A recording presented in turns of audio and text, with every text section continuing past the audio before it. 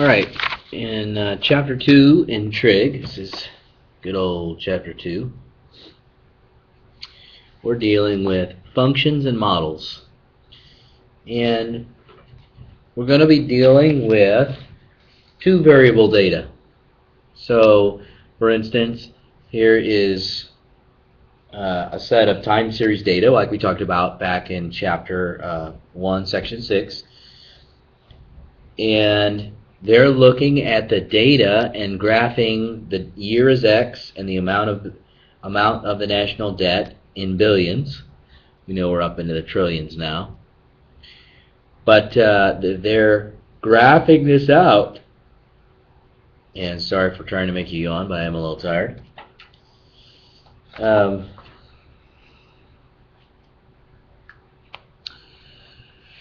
So let's see here. The data that they've given us looks like it follows an exponential path. But is that a quadratic path? Well, it definitely doesn't look like it's a linear path. We're going to explore this type of information, taking data, two variable data. They call it bivariate data, right? They use the word univariate data when they're talking about one variable, but bivariate data when they're talking about two different variables. Clearly, that's what we have in this situation. And we're going to take that data and see if we can come up with a mathematical model. And this definition says is a mathematical description of a real situation, usually involving some simplification and assumptions concerning the situation. Such models not only describe the relations between the data, but they can also be used to make estimates and predictions. Estimates and predictions. So you're actually going to try to predict the future with data from the past? Sure. Now, we're going to try to predict the future close to the end of this data. The last recorded value for this particular set of data was 1995. So we would be looking at 2000, 2005, not 2150. Not way out into the future. We're just talking about the values that are close to the set of data. And we want to find out if there is a way to tell if the data is a particular type of model. So you're going to spend this whole chapter working on reviewing linear models, quadratic models, exponential models, and then looking at data to see if we can figure out, okay, here's the data. What's the data telling me? Does it have a mathematical model that we can fit to it? And if so, can we use it to make a good prediction? That's what we're going to be doing a lot of in this chapter. Section 2.1 is about the language of functions. Before you can talk about functions, you need to understand particular definitions in words, so we're going to kind of build those in as we go here. First of all, you need to know that a relation is any set of ordered pairs. And I am talking any set of ordered pairs. So this qualifies as a relation. 2, 3, 4, 7, 5, 11, and 6, 2. Now, I would like to show you how to make a scatter plot of this data. I know you can probably do it by hand, but we're going to use the graphing calculator. So, handy dandy machine here. Get into your lists in your calculator. Pause the video if you have to. So jump into those lists, and we are going to start entering 2, 4, 5, 6. And 3, 7, 11, 2. Now you'll notice that I entered all the X's in list 1 and all the Y's in list 2. So I went through and so basically 2, 3, 4, 7, 5, 11, 6, 2. Alright, so all my X's are in list 1 and all my Y's are in list 2. Now, we would like to make a scatter plot of that information, so we're going to use the mode button. Well, right above what the mode says is quit, and quit will jump me back to the home screen. I'm not really sure I needed to do that, but sometimes it's good just to make sure that you get out of a particular area. And so let's see here. I am going to jump to where it says stat plot, which is right above the y equal to button. And when you get to this screen, you see a lot of different choices. We're going to choose plot number 1. Right now you can see it's in the off position. We would like to change it to the on position. Okay? Now, let me back up to where I was. Now you'll see that it is on, but I forgot to check something. I forgot to check what type of graph I wanted. I have, first of all, the first choice is scatterplot. See, it has a list of dots. Okay? And the list that I want for the x's is list 1, and the list I want for the y's is list 2, so that all matches. I'm kind of partial to the squares, but you could choose plus signs or the little tiny dot if you want to. But I kind of like the squares to help me see things on my graph since the screen's kind of small. Now, we would like to go to the graph button. If you go to the graph button, you'll notice that there are only 3 dots. But I thought we entered 4 on our graphing calculator. Well, that's because one of the dots is off the screen. What you're looking at right now is called the default window. It is negative 10 on the left, positive 10 on the right, negative 10 on the bottom, positive 10 on the top. We are going to use one of the zoom features. If you look at the top, you'll see zoom right here in the middle, and you can hit that button, and it gives you a list of choices on zoom. We are going to choose the 9th one in the list, zoom stat. What this is going to do is it's going to choose a window for you. And inside that window, you are going to see your coordinates. And it's going to be the best picture you can possibly pick. So when I hit enter, you'll notice that it redraws the graph. And now, not only do I see all my 4 points, but it's zoomed in exactly on those 4 points. Let's suppose I wanted to change it to a line graph. So I go back to the stat plot, and I get into plot number 1, and now I'm going to choose the next one over. I'm going to hit the enter button, and it's going to switch to the next one, and that is a line graph. Now if you go back to your graph, the window should be set correctly, and now it has connected the dots. There's your line graph. So you had a scatter plot, and now you have a line graph. You don't need the line graph when you're just trying to do the scatter plot. I thought I would just show you what the differences were so that you could see and understand that. It does come in handy at different times, and it will come in handy later in the semester too.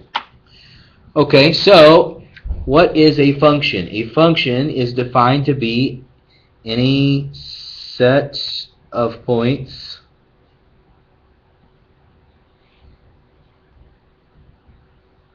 where each x value has exactly one y value. Each x value has exactly one y value. And I'm going to show you later the vertical line test, but I guess I could probably bring that up now because it makes a whole lot of sense. We've talked about this in the past, so it should make sense that each x value has its own y value, means it passes what we call the vertical line test. Please try not to call it the pencil test or the pen test or something like that. You're just passing a vertical line through the graph. If it hits 1 point at a time, you know it is a function. If it ever hits 2 points at a time, and I'm just talking one time is enough, then it no longer then it is not a function. Okay, it fails the vertical line test.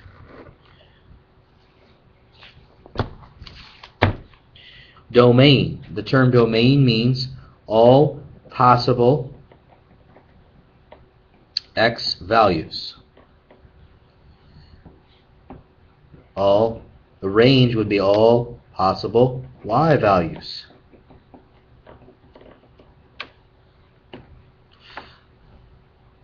Right up here in our previous example, it says we put all of the x's in one list and all the y's in one list. Guess what? There's your domain. Here's your range. And how would I write that out for this example? I would write it out probably with a brace 2, 4, 5, 6. Now, why would I write it out like this? Because I do not want all the numbers between 2 and 6. Do you know that there are an infinite number of values between 2 and 6? Like 2.379? That has nothing to do with what we're talking about here. 2, 4, 5, and 6 are the only 4 numbers in the universe. And so you can't include all kinds of, you can't start writing interval notation for this. There may be a time where we need to use interval notation. There may be a time where every real number works. In fact, a lot of times that happens. My range here would be 3, 7, 11, and 2. No, it doesn't need to be written in a specific order.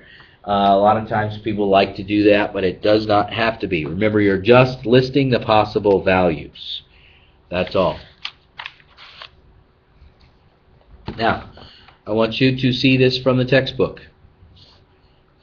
Unless the domain of a function is explicitly stated, you may assume that it is the set of all real numbers for which the function is defined. But I want to caution you. Many kids don't want to figure out what the domain and range are. They don't want to draw pictures. I tell them all the time to draw pictures so that you can identify from the picture what the domain and range are. But instead of doing that, they decide that they want to go with all reals. In fact, they use this phrase, when in doubt, all reals. Let me tell you, the red pen of death is going to come down hard on when in doubt, all reals. Now, there are times when the domain or the range are all reals. That's not unheard of. That happens quite a bit. But there are other situations where it's not going to be that way. And if you decide that you're going to jump on the bandwagon with when in doubt, all reals, you're going to lose. And you're going to lose all the credit on that question. So know your domain and range. And most of the time, it comes from actually graphing something out. Now, sometimes we have situations, like example 1 says, a laundry service normally charges $1 per shirt for laundering. Customers get a $1 discount if they have 6 or more shirts laundered. So, which is a true statement? The cost is a function of the number of shirts, or the number of shirts is a function of the cost? Obviously, it's the first one. The cost is a function of the number of shirts. You take in a certain number of shirts, they tell you what the cost is based on that. So if you change the number of shirts, that changes the cost. So cost depends on shirts. Cost depends on shirts.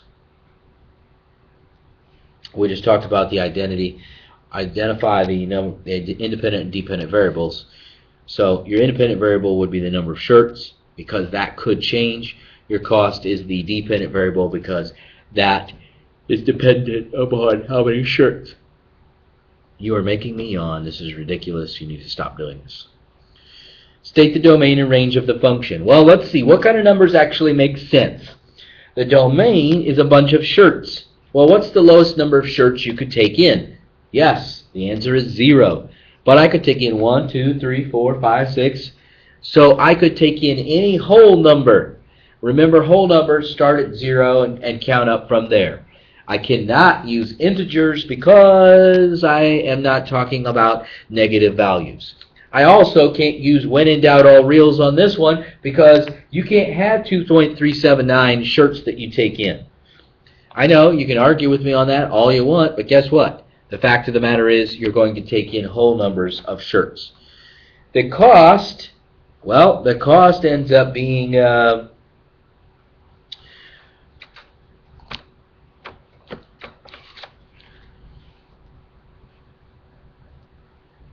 well, take a look at the pictures. Take a look at the values.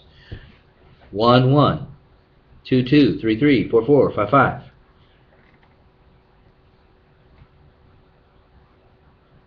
So in other words, what kind of y values are you getting? Well, we're also getting integer values, but positive ones. They say something like non-negative integers, right? Because if you took 0 shirts in, the lowest cost could be 0. But then it goes up in dollar increments. So once again, whole numbers works out real well. So for that one, let me just write this down somewhere. Your domain and your range were both whole numbers. You know, your 0, your 1, your 2, so on.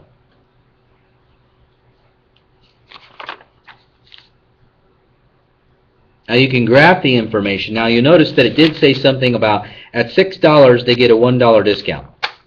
So look at how it's graphed. For one shirt it's $1, two shirts it's $2, 3, 4, 5. But then when I get to 6, I get a shirt for free. One shirt got laundered for free. And then after that it continues up. So don't connect the dots there. There are no points in between. You cannot connect these dots at all.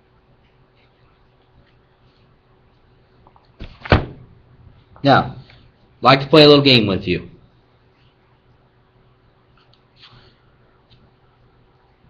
If you get the answer right,